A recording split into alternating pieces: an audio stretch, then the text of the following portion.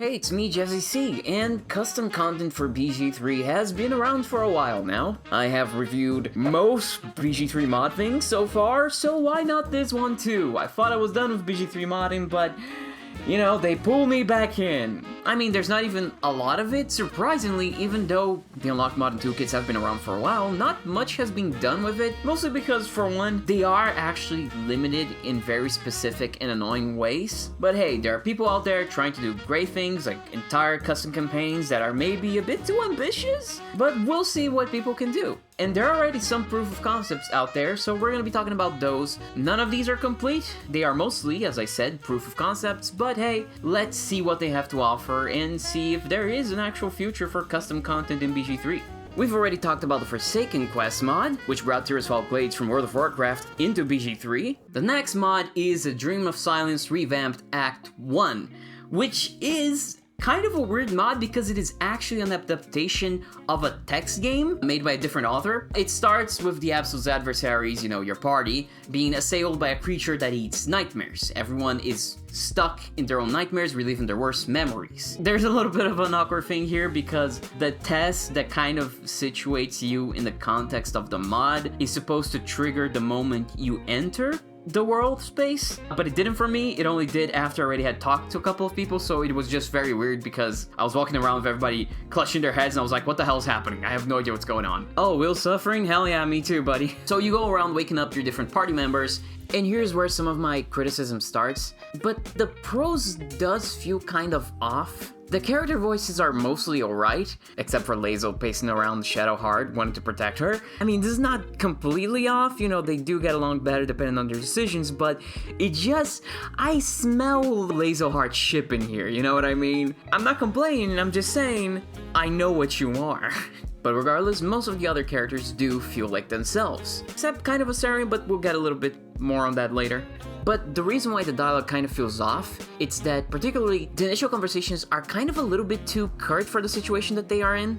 The whole situation is so distressing and confusing that I would have expected them to have more questions or more expletives to throw around. But I think the biggest reason why the dialogue usually feels off is that it is not really done like a conversation. The characters mostly talk at you and you don't really have a lot of dialogue options to reply to them, so they mostly just conduct a one-sided conversation that ends quite abruptly, which, to be fair, is to some extent meant to mimic the chaos of just waking up and everybody suffering from the horrible nightmares and realizing that there's a creature eating away at your dreams that is using the tadpoles that connect all of you together to do so. But that effect is kind of lost in the mod. It's there in the original game, but I think because of how the mod allows you to interact with people non-linearly and go to whoever you want first, it does lose some of it. For example, when you wake up Will, he just ends the conversation with what, and that's it. And it's very abrupt and doesn't make a lot of sense, so it's very confusing. But in the original game, it makes more sense because you move on from Will to help someone else. It also doesn't help that the one time that you can actually interrogate somebody, meaning Gale, the mod is actually bugged and you can't go through all the dialogue choices like you can in the original game. You can only go through one of them and then it kicks you out of the conversation. So in general, I was just left with this overall feeling that the dialogue was kind of stilted and felt unnatural. So while Gale figures out how to save the rest of the party, you have to go into Astarion's nightmare because he's stuck and needs your help. So you enter his dreams, and this is where most of the mod takes place. Astarion is stuck in a crypt. He was probably shoved in there by Khazador, and he is just very lonely and sad and suffering and starving also. Now, because this was a text game, the thing is that the way that the story progresses is not via the usual mechanics of BG3, like combat or spells or your attributes. You actually, inside the dream of Astarion, you're kind of incorporeal like a ghost. He even calls you a ghost. He thinks you're a ghost. He doesn't remember who you are as a member of his party because he's stuck in the past in his memory. So the actual mechanics are that you have 3 different skills, which is Touch, sight, and speak. So inside of Astarion's dream, things progress over time. In each chunk of time you can train, I think, like 4 times to level up those 3 individual skills, and the stronger they are, the more things you can do. The better you are at speaking, the more you can communicate with Astarion. The better you are at touching, the more you can do the puzzles, and also communicate with Astarion through Morse code and all that kind of stuff.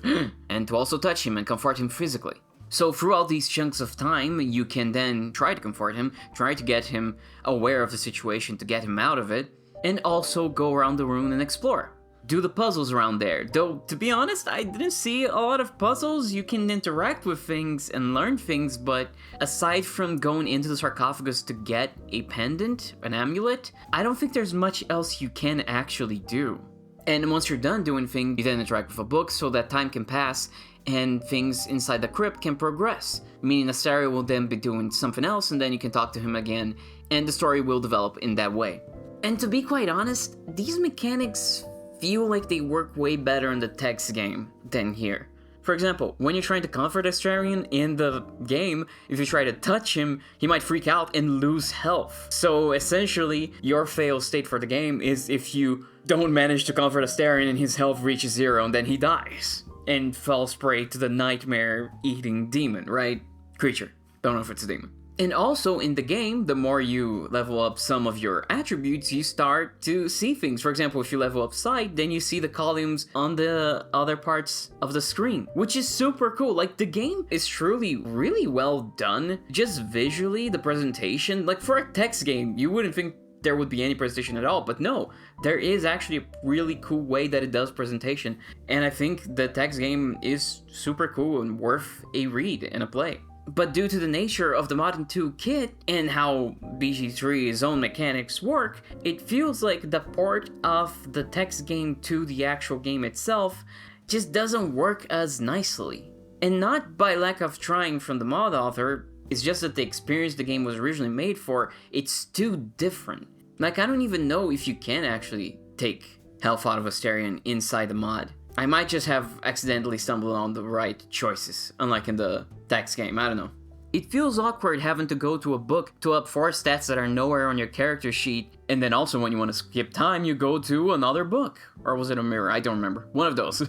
Not to mention that those mechanics have to be explained in-game, and they are done so in kind of an awkward manner. I wasn't very sure of what the hell was going on when I first saw it, and the explanation the book gives didn't really quite sink the whole idea in my brain. Into my brain.